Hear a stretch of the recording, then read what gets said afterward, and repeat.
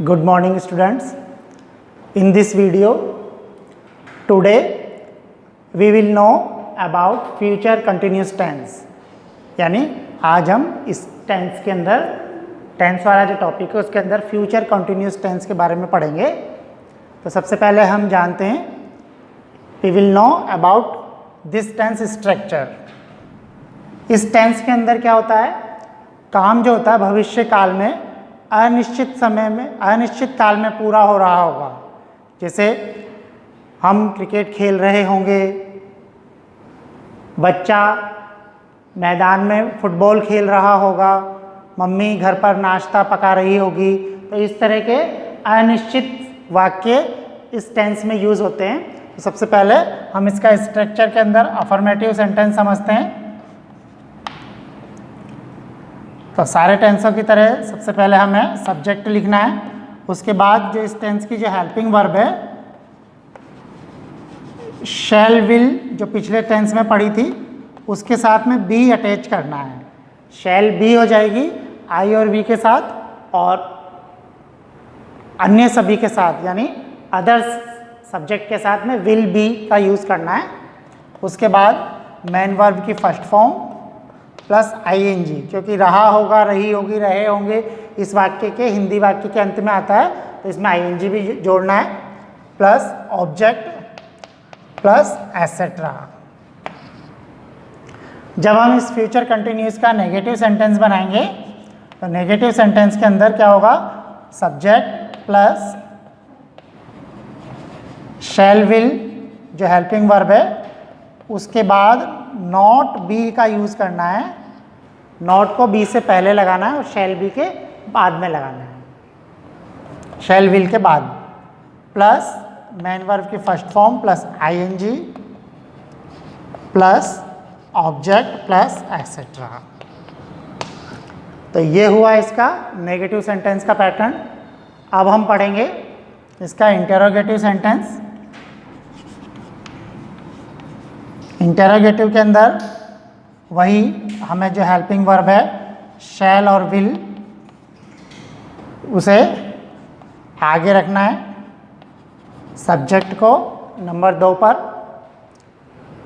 Plus B number 3 पर, main verb की first form plus ING plus object plus etcetera,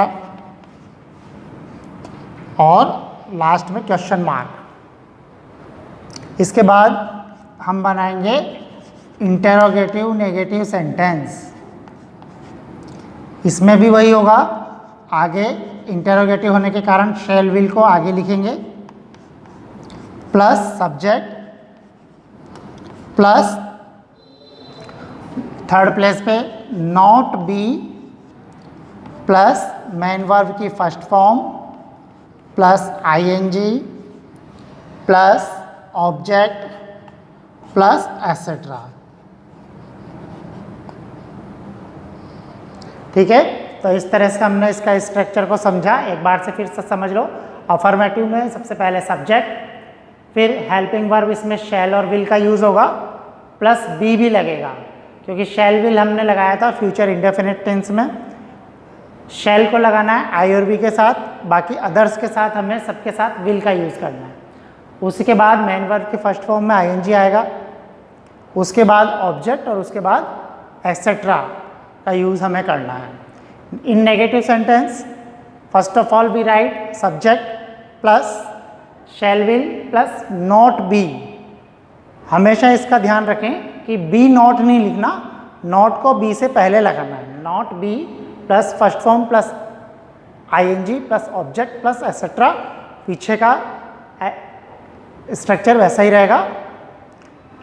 इन interrogative sentence में क्या होगा कि शैल विल जो है वो सब्जेक्ट के पहले आ जाएगा और सब्जेक्ट नंबर 2 पर। इतने टेंस हम पढ़ चुके हैं, कम से कम ये 10वां टेंस है।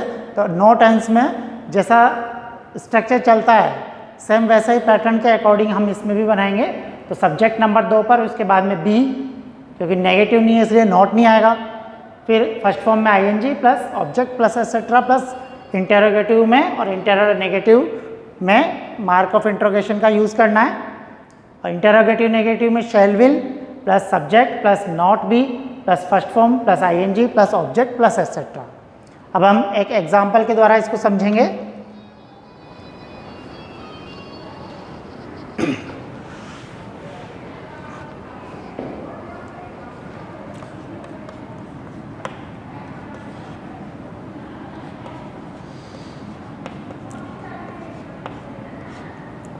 विद्यार्थी कक्षा में अध्ययन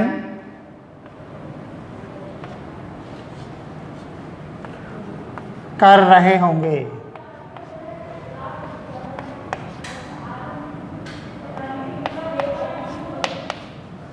विद्यार्थी कक्षा में अध्ययन कर रहे होंगे, रहा होगा, रही होगी और रहे होंगे, इन चीज़ों से पता चलेगा कि ये कौन सा टेंस है, फ्यूचर कंटिन्यूस। इसमें पता नहीं चल रहा कर रहे होंगे या नहीं करोगे, यानी वाक्य अनिश्चित माना जाता है। तो इसका जब हम अफर्मेटिव बनाएंगे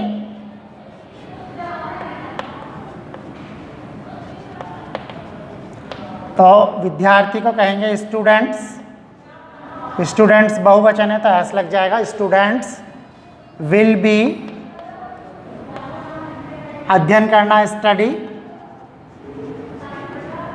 विद्यार्थी विल बी यानी students will be studying in the class. तो ये हुआ इसका अफर्मेटिव सेंटेंस। विद्यार्थी कक्षा में अध्ययन कर रहे होंगे यानी students will be studying in the class. अब हम इसका नेगेटिव बनाएंगे। हमारे पास नेगेटिव का पैटर्न लिखा हुआ है, सेम उसी को देखते हुए हम इसका नेगेटिव बनाएंगे। तो हमें कुछ नहीं करना, स्टूडेंट्स विल, यहाँ पर विल और बी के बीच में नोट लगाना है, बाकी स्ट्रक्चर सेम वैसा ही रहेगा नेगेटिव में भी।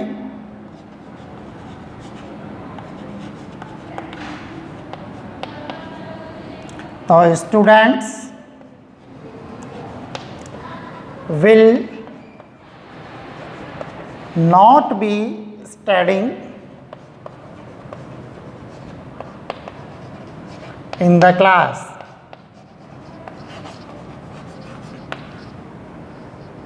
और जब हम इसका इंटेरोगेटिव बनाएंगे तो इंटेरोगेटिव के अंदर जैसा कि हमारे पास स्ट्रक्चर है, शैल विल आगे लिखना है। तो इंटेरोगेटिव सेंटेंस में विल स्टूडेंट्स बी स्टडी,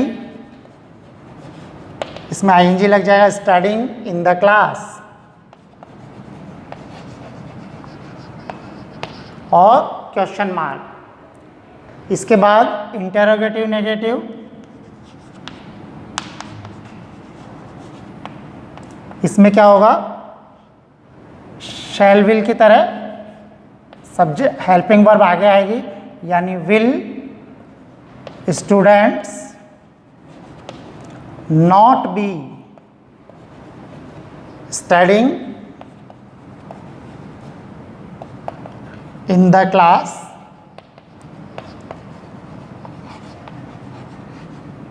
और लास्ट में मार्क ऑफ इंट्रोगेशन आ जाएगा।